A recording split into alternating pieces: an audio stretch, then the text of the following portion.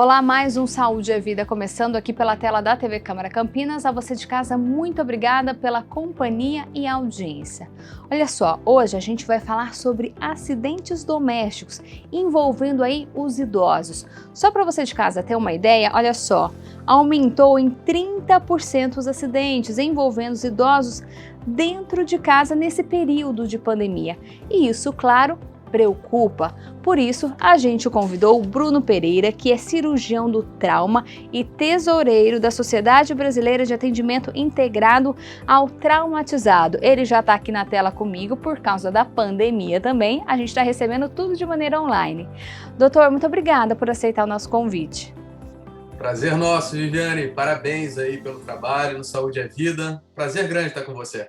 Doutor, então, para a gente começar, o idoso costuma cair mais que uma pessoa mais nova mesmo? Sem dúvida, Viviane, sem dúvida. O idoso, ele perde massa muscular no decorrer do avançar da idade, ele perde o balanço normal que nós temos, então, conforme nós vamos ficando mais idosos, a gente tem a tendência a ter uma baixa assertividade a qualquer alteração do balanço. E isso faz com que a gente possa cair mais, sim, né? Não só os fatores biológicos, os fatores fisiológicos, mas também a influência dos fatores externos. Conforme nós vamos perdendo musculatura, a capacidade nossa também de se agarrar ou se segurar em algum local para evitar a queda é mais difícil. Então, a gente precisa ter muito cuidado com os nossos idosos, aí, seja no trabalho, seja em casa, seja em qualquer outro lugar público, para que a gente também facilite a acessibilidade aos idosos e facilite também a educação da família e do próprio idoso para evitar a queda. Sem dúvida nenhuma, a prevenção é o nosso melhor remédio. É isso que a gente vai falar hoje aqui no programa. Mas, doutor, eu queria que o senhor relacionasse aí pandemia e queda de idoso. Aumentou por quê? O fato, Viviane, é que as pessoas de fato estão mais em casa, os idosos estão em casa. Muitas famílias se reuniram para ficar protegidas no lar, e isso faz com que, obviamente, com o idoso mais tempo em casa, etc., ele acaba sofrendo mais quedas. Antes, existia aquele negócio, puxa, eu vou contratar uma pessoa que pode ficar com a minha mãe, com o meu pai, que já é bem idosinho, e aí ele fica acompanhado e tal. E com a história da pandemia, os idosos acabam ficando, digamos, entre aspas, um pouco mais soltos dentro de casa, né? Eles ficam menos amparados, com menor companhia, e aí acabam sofrendo uma queda ou outra. Outros cenários são aqueles em que os idosos acabam se isolando da família de fato, porque muitos familiares continuaram trabalhando, não queriam expor o idoso ao risco do Covid, e aí o idoso acaba ficando mais sozinho em casa. E esse mais sozinho em casa significa que ele tem que fazer as atividades dele de fato, e muitas vezes isso acaba incorrendo em um acidente, que é principalmente a queda. O senhor falou aí acidente. Tem aqui dados da Sociedade Brasileira de Geriatria e Gerontologia. 1/3 da população com mais de 65 anos sofre pelo menos uma queda por ano. Isso acaba preocupando bastante, doutor? Preocupa.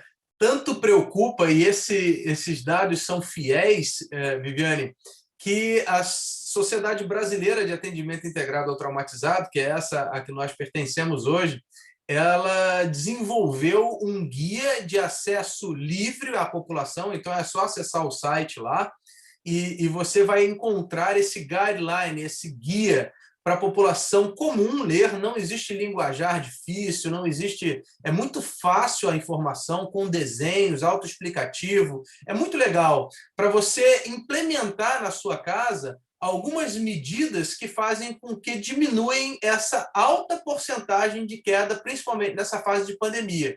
Então, lá você tem esse guideline, um guideline que explica, por exemplo, os motivos de queda, o que fazer para ele não sofrer essa queda, se acontecer de cair, como eu devo proceder, quem eu devo chamar, qual é o melhor caminho a seguir. Então, é um guia bem completo A sociedade, ela, como eu disse, não cobra nada, isso é um bem à população, você acessa lá, faz o download do PDF e consegue espalhar, imprimir, espalhar para os seus colegas via WhatsApp ou o aplicativo de mensagem que você usa, mas o objetivo mesmo é informar. Informar como prevenir e, se acontecer, como agir. E doutor, outra curiosidade, a gente falou aí pandemia, aumentou o número de quedas. Inverno também aumentou o número de quedas? Correto, Viviane. No inverno, a desvantagem, que talvez a gente possa falar assim, para o idoso, porque ele sofre mais quedas de fato, é o uso de roupas cobertas, o uso de meia, chinelos, etc., que são, na verdade, mas a forma de você se aquecer, né, ou o tipo de roupa que você usa para se aquecer, que acaba te desfavorecendo ou favorecendo o risco de queda. Né? Então, puxa, meu vozinho ele fica com o pezinho tão gelado, eu vou colocar uma meia. E aí é nessa hora que ele escorrega, é nessa hora que aquele tapetinho, o passador, junto com a meia, acaba facilitando escorregar, ou o chinelo, ele, do tipo esse Havaiana, que a gente vê com muita frequência, acaba enrolando e aí o idoso acaba caindo, ou escorrega na coberta que vai em direção à cozinha ou ao quarto, enrolado no cobertor, e aí o cobertor ele arrasta no chão e muitas vezes o idoso pisa nesse cobertor e acaba sofrendo essa queda. Então, por causa da tentativa de se aquecer mais, e dependendo da vestimenta, o idoso acaba sofrendo uma queda por causa disso.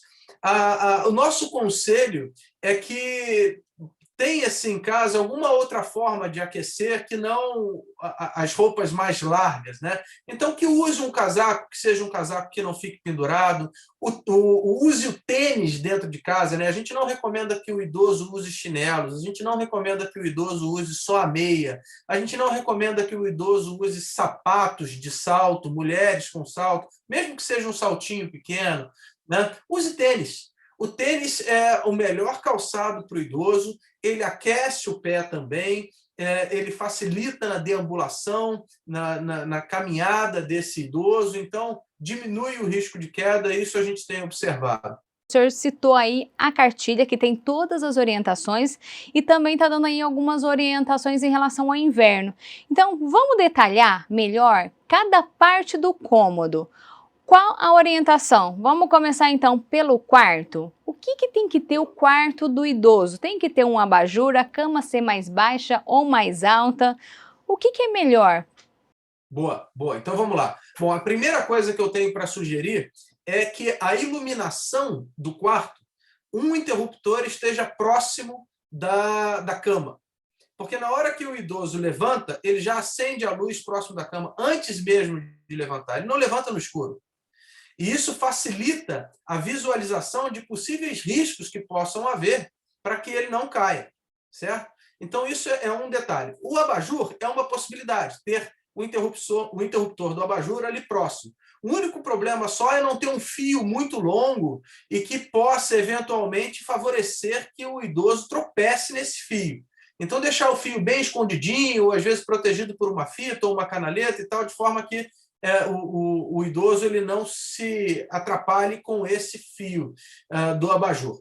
Isso, eu, particularmente, prefiro a iluminação estática, a iluminação física, que não a solta como é o abajur, para ele não encostar, cair, quebrar uma lâmpada e etc. Então, esse tipo de segurança eu prefiro. Às vezes, aquelas lâmpadas que ficam próximas da cama, presas à parede, são mais seguras do que o próprio abajur. A outra coisa é aquele clássico tapetinho que a gente tem no pé da cama, né? Cuidado com esse tapetinho. Às vezes o interessante é você prender esse tapetinho com uma fita adesiva dupla face para que ele não escorregue, ou coloque aquela malha antiaderente, ou aquela malha aderente, desculpe, embaixo do tapete para que ele fique mais preso ao chão e evite que o idoso assim escorregue. A cama mais baixa, na altura da dobra do joelho, do idoso facilita muito, porque ele fica sentadinho com o pé no chão e o joelho a 90 graus dobrado. Então, isso facilita muito na hora dele levantar e ter um apoio próximo também, né? Muitas vezes o idoso que tem dificuldade de deambulação, às vezes é bom ter o andador próximo, às vezes é bom ter um corrimão, ou ter uma bengala, ou ter alguma coisa que facilite que o idoso ele levante sem o risco de sofrer uma tontura, por exemplo, e cair. Ainda dentro do quarto, a portas, armários, prateleiras, etc., cuidado só para isso não cair contra o idoso no momento que ele precise se apoiar por segurança e se aquele móvel, aquele armário estiver muito solto, pode cair sobre o idoso, isso a gente já viu acontecer também. Doutor, do quarto para o banheiro, como que deve ser o banheiro, o piso, o box? Boa. O banheiro é onde existem os maiores riscos de queda, provavelmente. Banheiro, cozinha e etc. Corredores. O banheiro acontece muita queda por causa do piso estar molhado, de não ter um local de apoio, né? Quantas vezes a gente já não ouviu falar do idoso caindo, batendo com a cabeça dentro do banheiro, né? Então, as suas perguntas são super pertinentes. Primeira coisa é ter um corrimão, digamos, dentro do box, primeiro onde ele esteja ali tomando banho, né? É importante ter um corrimão para que ele possa se segurar. Um corrimão que aguente o peso do idoso, certo? Não adianta colocar alguma coisa ali meio que... Na hora que ele precisar se apoiar mesmo, aquilo solta, né? A outra coisa, além do corrimão, que é importante, é um assento, um banquinho de plástico, que possa estar ali com uma base larga, para que, se ele precisar, ele sente um pouquinho, repose enquanto está tomando banho, ou enquanto passou ali uma tonteira, alguma coisa, ele senta e fica ali calminho. Evitar que existam cortinas e etc. Se ele cai e puxa a cortina, ele pode até se asfixiar com aquela cortina. Então, a gente pede para evitar a cortina. Normalmente, esses blindex, esses vidros que são de alta resistência, eles ajudam bastante e não quebram com facilidade. Então, é uma opção. Ou, às vezes, até não ter nada, não ter vidro, não ter nenhum apoio e ter uma pessoa acompanhando o tempo todo o banho do idoso, certo? Ou o cuidador, ou o filho, ou a filha, acompanhando ali para que não haja nenhuma surpresa. Ter um tapete também antiderrapante que facilite a saída para que não escorregue e um outro corrimão do lado de fora, para que ele possa também se apoiar. Esses são os principais pontos dentro do banheiro ali para que não haja a queda, na prevenção da queda. Doutor, do banheiro para a sala. Sala também é um local perigoso? Sala também é um local perigoso. Todo local dentro de casa é perigoso para o idoso, né? Do banheiro para a sala, a gente tem normalmente um corredor. Cuidado com esses passadores, né? Esses tapetes que ficam ao longo do corredor. Normalmente eles escorregam. Então, tenha certeza que todos os tapetes da casa, não só o do quarto nem do banheiro, estão com esse adesivo antiderrapante ali, ou alguma forma de aderir o tapete, ou simplesmente tirar o tapete, né? No corredor é importante ter também o corrimão, para que o idoso possa ir seguindo pelo corrimão, isso é muito legal, e evita definitivamente as quedas, ou pelo menos a gravidade delas. E dentro do ambiente da sala, uma sala de estar, uma sala de televisão, os cuidados eles se assemelham um pouco aos cuidados do quarto. Então, ter uma poltrona em que o idoso possa se apoiar e sentar com tranquilidade é uma boa dica. Ele pode levantar com facilidade também. A história dos tapetes se repete dentro da sala. A história dos móveis se repetem também dentro da sala. Cuidado com mesas de vidro, mesas com quina pontiaguda, porque uma vez que o idoso cai, esses móveis eles facilitam uma lesão mais grave. Então, os móveis de madeira, por exemplo, boleada ao redor, não ter quina pontiaguda, isso é legal. Cuidado com móveis soltos, armários, prateleiras, estantes, etc. Porque se o idoso cai por ali por perto, ele pode puxar esse móvel e esse móvel cair sobre ele, o que aumenta a gravidade da lesão. E cuidado também com janelas, né? Janelas abertas e etc., para que o idoso tenha pelo menos um parapeito para que ele não tombe por sobre a janela, na varanda e etc. Então, são pontos cruciais que a gente enumerou aqui para que você passe o olho aí na sua casa e observe se existem esses riscos. Porque se existe, talvez seja a hora de você colocar um corrimão ali, exercer alguma dessas medidas que estão lá no guia para que o seu idoso não sofra uma queda em casa. Doutor Bruno, eu saí da sala, tô indo para a cozinha e tem uma escada no meio do caminho. Perigo, sinal de perigo. Né? A escada, o ideal é que tenha a distância para as duas mãos no corrimão, né? Que tenha também o corrimão, não tenha nada que escorregue, tenha alguém por perto para auxiliar, nada que escorregue não só os tapetes, tá? Mas também o calçado, a meia e etc., o chinelo, ok? Indo para a cozinha ainda no corredor, preste só atenção para saber se não existe, se é uma área aberta ou não, se está molhado ou não. Na cozinha, frequentemente, o chão pode estar um pouco mais úmido, ou pode ter caído alguma coisa, um pouco mais molhado. Piso molhado é sempre um risco, tanto no banheiro quanto na cozinha.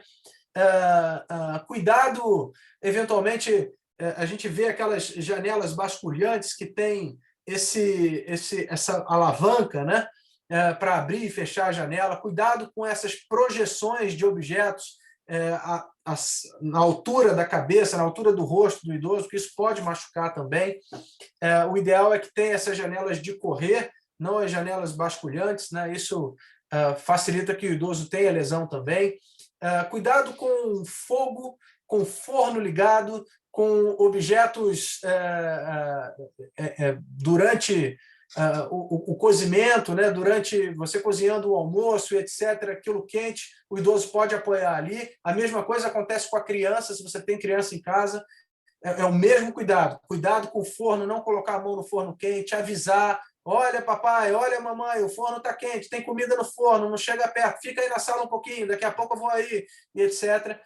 Isso são medidas que você pode fazer para evitar um acidente. É preciso ficar atento a cada detalhe, né? Até uma cadeira onde ele vai almoçar, tudo pode acabar se tornando perigoso. Exato, porque a cadeira, por exemplo, a mesa, por exemplo, se o idoso ele não tem uma cadeira com uma base firme, no momento que ele escorrega para sentar ou alguma coisa assim, se a cadeira não segura, ele cai junto com a cadeira. Né? E isso não é incomum. Às vezes, aquelas cadeiras de plástico que a gente vê de piscina e etc., a cadeira quebra, né? Muitas vezes, quando ele vai se sentar. Às vezes, cadeira de madeira com pé fino e etc., precisa tomar muito cuidado, porque ela pode escorregar também. Então, o conselho é que seja uma cadeira mais larga, que o idoso possa sentar e que aguente, se o idoso, por acaso, escorregar e apoiar na cadeira, ela não tombe junto. E isso facilita também. A mesma coisa para a sala, nesse caso, né? Doutora, a gente está falando aí de queda envolvendo o idoso, mas essas orientações valem também para quem tem criança e também para pessoas mais novas, né? Um escorregão que a gente toma ali na cozinha, vai segurando o fogão, pode se machucar e bastante. Exatamente. A gente tem a tendência a ignorar um pouco, né, Viviane, as quedas dentro de casa, né? A gente não vê nossa casa como um fator de risco para alguém se machucar. A gente vê quando vai atravessar a rua, a gente vê quando está numa pista de alta velocidade, ou num lugar perigoso, ou assim sucessivamente. Então, a gente sabe que existem outros lugares que não dentro de casa que existem riscos. Dentro de casa, a população normalmente desvaloriza esse risco. Mas dentro de casa está cheio de risco, está lotado de risco. E você colocou muito bem, não só para o idoso, mas para nós, para as crianças. A SBAIT também tem um guia para comportamento de crianças, como você se... A gente está em junho, né, época da festa junina, tem um guia lá para você ler sobre fogueiras, fogos de artifício, como fazer, como estar mais seguro num ambiente desse. Mas voltando ao ponto de dentro de casa, a gente está falando de queda, mas tem o risco de queimadura. Nós temos lá um guideline, um guia de queimadura também. A gente tem o cuidado que precisa ter com o dedo na tomada, criança, etc., choque elétrico, né? Que dentro de casa está sim de risco e que a gente precisa se atentar. muitas vezes não é só a criança que vai lá e coloca o dedo na tomada ou que toma um choque no fio de escapado, né? O idoso, muitas vezes, ele quer fazer alguma coisa, ele quer se mostrar útil, ele vai querer subir no telhado para fazer um reparo, e aí é nessa hora que o acidente acontece. Ele quer fazer um reparo elétrico, e aí toma um choque, e aí sofre uma queda. Então, existem uma série de riscos que a gente pode mapear dentro da nossa própria casa e evitar com que o acidente aconteça. Né? Se a gente tem esses riscos mapeados, assim como as grandes indústrias fazem, olha, isso daqui é risco, risco de queda, risco de incêndio, risco de choque elétrico e assim sucessivamente, a gente diminui o índice de acidentes dentro de casa. Doutor Bruno, eu ainda tenho muita pergunta para te fazer, mas eu preciso chamar o intervalo, então eu peço para o senhor esperar um pouquinho. Você de casa também, é rapidinho, Saúde e Vida volta já já.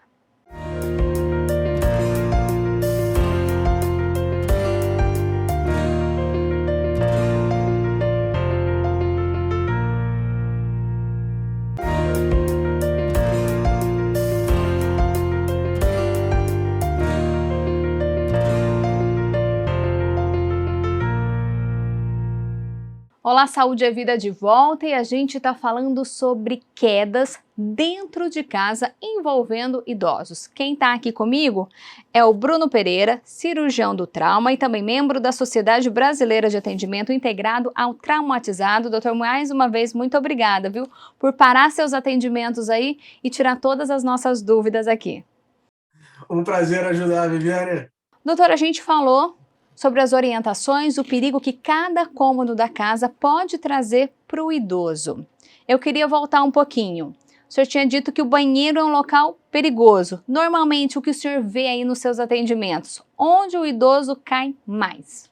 Boa pergunta. A gente vê o idoso caindo muito no interior da casa primeiro, tá? No banheiro, principalmente, na cozinha. No quarto, normalmente a gente não vê muito paciente chegando ao hospital com lesões. Pode ser até que ele caia, mas a gente não tem esse número, porque tem áreas mais acolchoadas, etc. Então, isso a gente não vê com tanta frequência. Né? O que a gente vê é as quedas do banheiro, as quedas da cozinha, sendo quedas que machucam mais. Ou seja, os fatores de risco lá, além de serem maiores, a prevenção ela deve ser focada de início nesses dois ambientes, depois nos outros ambientes. Né? Cuidado com a sala também, principalmente do que a gente falou no bloco anterior, sobre os objetos pontiagudos e quebradiços dentro da sala de estar. Tá? Porque isso faz com que o idoso chegue com mais lesão, sem dúvida nenhuma. Mas existe também o quintal, Viviane, o lado de fora da casa. Né? Muitos idosos gostam de ir lá, tomar o seu solzinho, molhar as plantas, lavar o quintal. Nessas horas a gente vê, porque o piso normalmente é um piso que não é uniforme, muitas vezes é um piso que é disforme, que muda a característica, não é só cimento, muitas vezes é a terra, daqui a pouco é a grama, daqui a pouco é o cimento, daqui a pouco é a escadinha, e não tem corrimão. Então, é um momento em que você precisa também ter cuidado. Às vezes o piso está molhado, às vezes é azulejo, e aí escorrega mais. Normalmente, lá fora, tem sempre uma escadinha, onde ele vai subir aquela escadinha para o terraço ou para algum outro lugar, e é nessa hora também que ele pode cair e se machucar. Então, essa história que a gente falou no bloco anterior, Viviane, de ter o corrimão presente, isso é uma medida que você pode fazer rapidinho, não é uma medida que você vai gastar muito, você pode ter uma madeira para fazer o corrimão com as presilhas, isso você consegue você mesmo fazer dentro de casa, é muito fácil e barato. Né? Então, é um investimento que você faz para o seu idoso dentro e fora de casa, que certamente vão diminuir aqueles fatores de risco para a queda. E doutor, tem alguma parte do corpo que machuca mais quando o idoso cai? Tem alguma estatística? Machuca mais o pulso, o joelho? Tem sim, Viviane. Existem algumas lesões que, quando a gente está no hospital, a gente sabe exatamente que foi queda. Né? Eu queria abrir um parêntese aqui, com sua permissão, para a gente alertar um pouquinho a população com relação à agressão do idoso, que é muito importante também. A gente tem visto, Viviane, alguns pacientes que chegam vítimas de agressão no hospital, né? O médico ele tem o dever de ajudar o idoso e o dever ético de comunicar à assistente social que vai tomar as medidas cabíveis quando a gente suspeita de lesão por agressão. Por isso que eu estou te dizendo, a gente sabe quando existe queda ou quando é agressão. A mesma coisa para a criança. A gente sabe quando a criança foi agredida ou quando a criança, de fato, sofreu uma queda. Tá certo? Então, a gente tem visto um número maior de agressão ao idoso durante a pandemia, e nós, como população protetora do idoso, a gente está atento a isso e tomando as medidas cabíveis para tal. Mas, voltando ao assunto de queda, quando a gente fala a queda, por exemplo, no banheiro, a gente está muito preocupado com a cabeça do idoso. Né? Porque o idoso escorrega, ele não consegue se segurar e ele cai para trás ou cai para frente e ele machuca a cabeça. E esses traumas cranianos, eles normalmente são graves. Então, a gente precisa estar muito atento em o idoso não bater com a cabeça. A outra causa que a gente vê de lesão e etc., ou outro fator de lesão, é o sistema osteomuscular. Né? O idoso ele cai e ele fratura. Ele fratura o punho, ele fratura a perna, ele fratura o colo do fêmur, que a gente chama, que é o que liga a sua perna à sua pelve. Né? Muitas vezes isso acaba trazendo o idoso a uma recuperação tão lenta e tão tardia que às vezes ele vai acabar falecendo não da fratura, mas pelo fato dele não conseguir se mobilizar, acaba adquirindo uma pneumonia e aí não aguenta esse processo de recuperação. Então, muitas vezes a queda, foi só uma fraturinha, ele só quebrou a perna, mas a gente precisa ter muito cuidado, porque o sistema de recuperação do idoso, ele é mais lento do que o meu e o seu, Vivi. Eu até ia te perguntar, algumas quedas podem então levar à morte? Sem dúvida nenhuma, sem dúvida nenhuma. E não é incomum, viu? A gente tem visto os pacientes que chegam muitas vezes inconscientes aos hospitais por causa do trauma crânioencefálico, por exemplo. Né? Então, a gente precisa ter muito cuidado. As quedas elas podem sim ser fatais, muitas vezes não fatais imediatamente, mas elas podem trazer consequências graves que vão levar esse paciente ao óbito, porque ele acaba sendo um processo de recuperação tão difícil que infecções oportunistas acabam aparecendo, como a própria pneumonia, e conduzindo esse paciente a um desfecho letal. E outras doenças podem provocar quedas? Bom, essa é uma pergunta muito importante, porque o idoso, quem não conhece, Viviane, o idoso que toma remédio? Né? Se você for buscar aí no seu hall de conhecimento, aí no seu networking, as pessoas que você conhece que são idosos, eu duvido que todos eles, ou pelo menos 99% deles, não tomem algum tipo de medicação.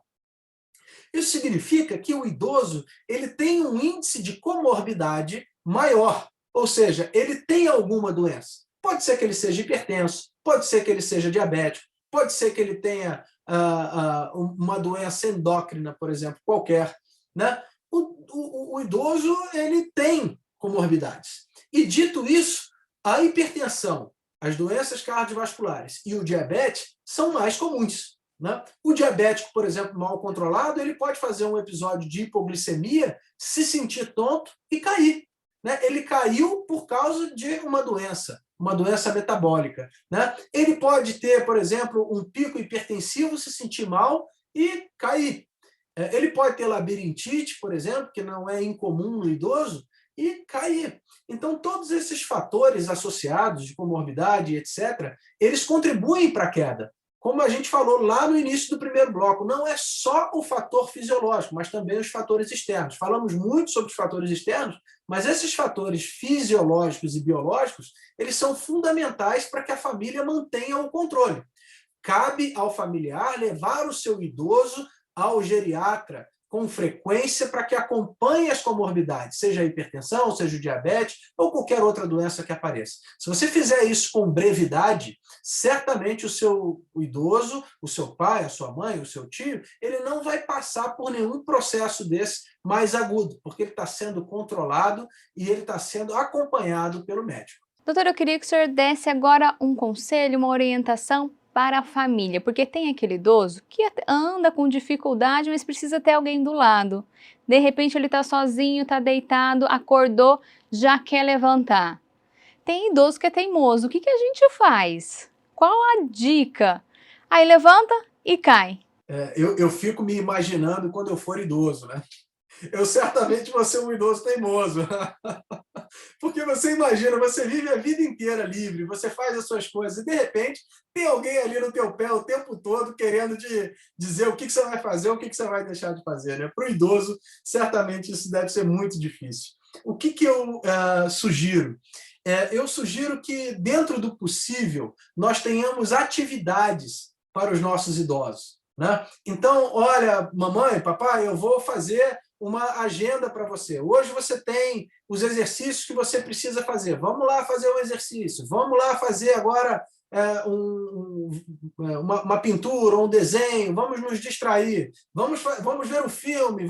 Uma atividade juntos. No fundo, o que o idoso mais precisa é dessa companhia no cenário de atividade. Né? A minha mãe, ela a vida inteira ficou na cozinha ajudando.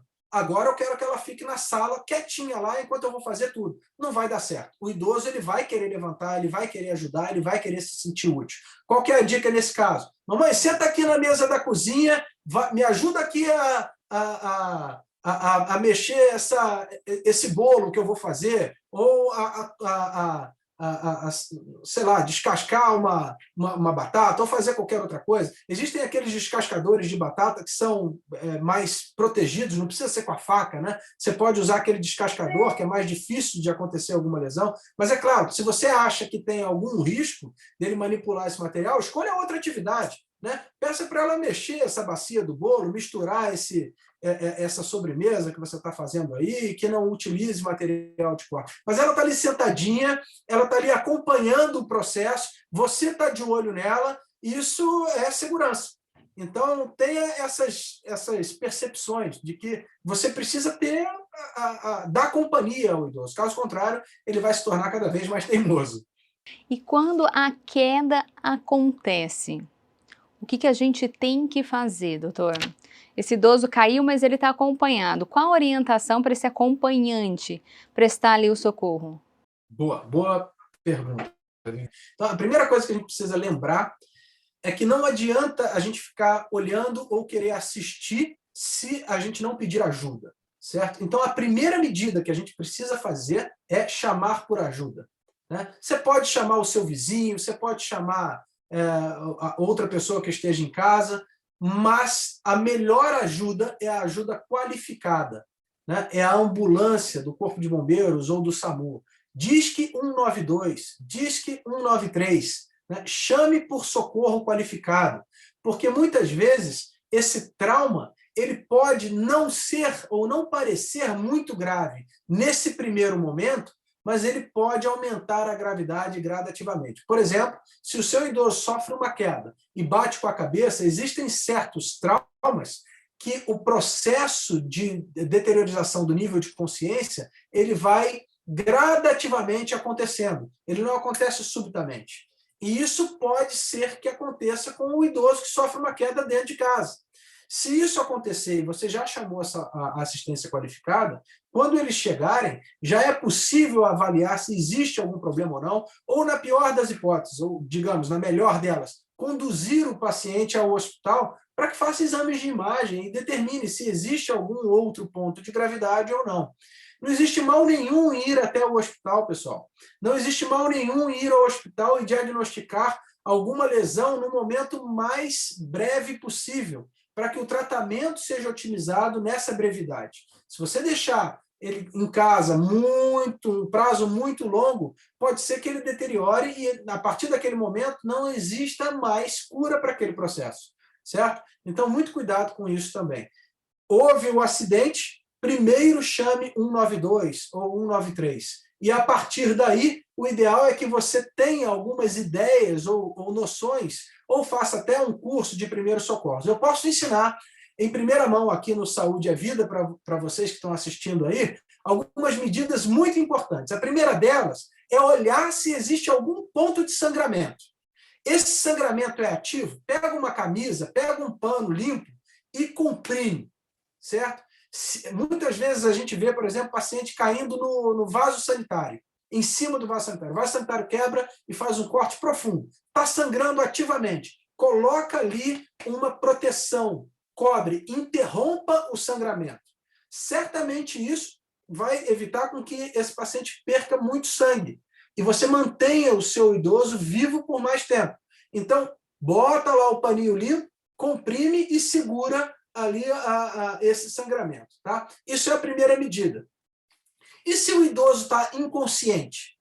Você precisa saber se ele está respirando ou não, certo? E aí eu não vou entrar no mérito da reanimação cardiopulmonar e nem nada disso, porque isso já seria mais específico. Se você tem um receio de que o seu idoso possa passar mal ou possa ter uma parada cardiorrespiratória em casa, existem vários cursos hoje que são muito em conta que você pode fazer para aprender como reanimar o idoso, como reanimar a criança, como reanimar o adulto, e isso facilitar ou aumentar o tempo de vida desse indivíduo.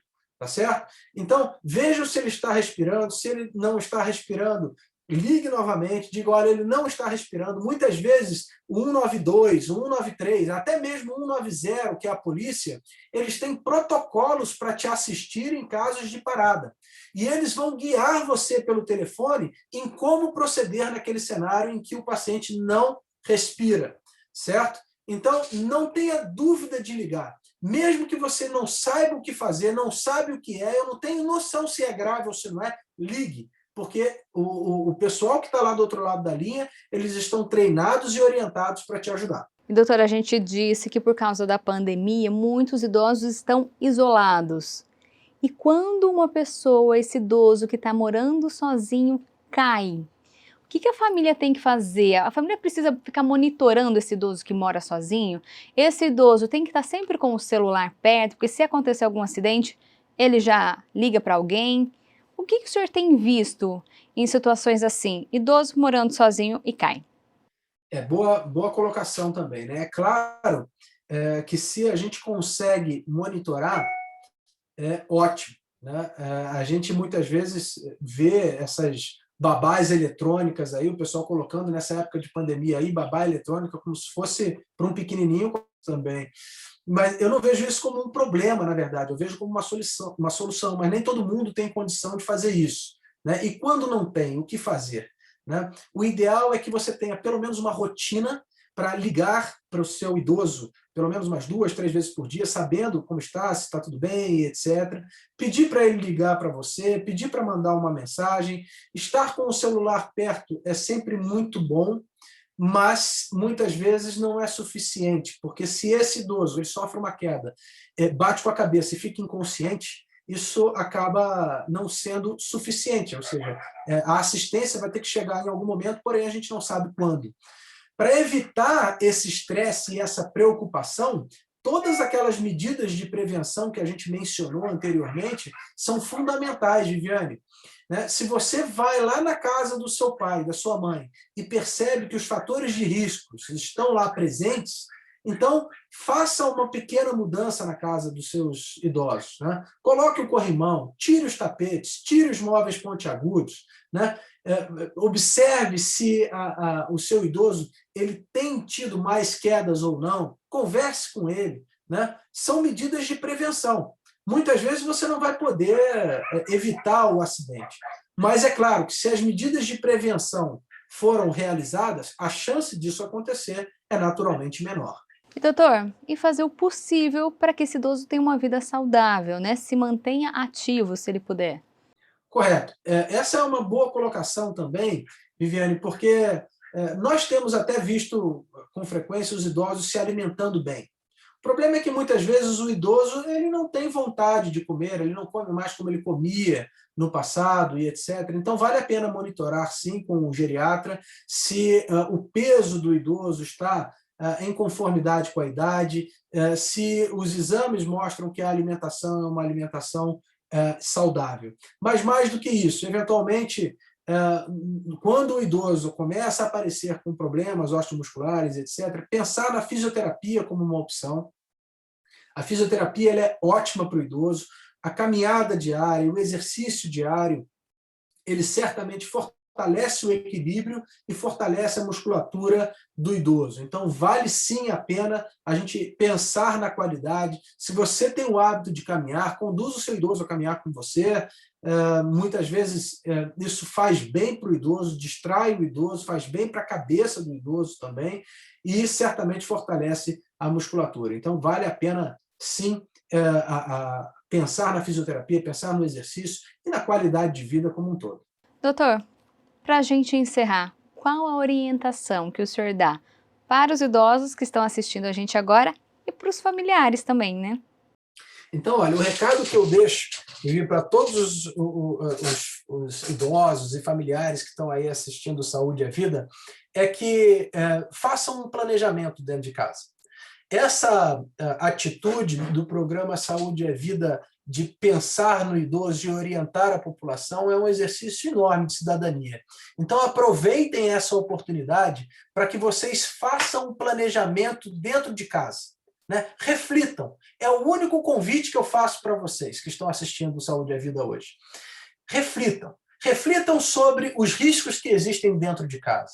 Reflitam sobre a qualidade de vida do idoso. Reflitam sobre a companhia que o idoso está tendo. Se você acha que o idoso está teimoso demais, será que esse problema é um problema realmente do idoso? Ou é um problema nosso, que está abandonando o idoso um pouco e ele quer fazer as atividades dele sozinho? Então, pensem, reflitam e planejem. Se vocês planejarem dentro de casa, pensarem na história do corrimão, na história do tapete, na história da vestimenta, na história dos elementos pontiagudos dentro da sala, dentro da cozinha, dentro do quarto, pensarem nos móveis que podem estar soltos, certamente a queda não será um fator de preocupação dentro de casa. Tá bom? A mesma coisa com a qualidade de vida, a mesma coisa com a companhia do idoso. Tá bom? Fica aí a nossa solicitação. Vivi? Dr. Bruno Pereira, muito obrigada por disponibilizar esse tempo. Tenha certeza que foi um programa muito rico de informação que o pessoal de casa gostou bastante. Estamos aí pronto para ajudar, Viviane. Um abraço para vocês e todos os telespectadores aí de Saúde e Vida.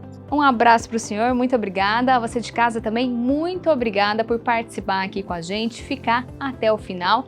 Lembrando, quer rever esse programa? Entra lá nas nossas redes sociais. Tá lá no Facebook e no YouTube. Você consegue rever todo esse programa e os demais Saúde e Vida. A você de casa, muito obrigada pela companhia e audiência. A gente se vê na próxima edição. Tchau!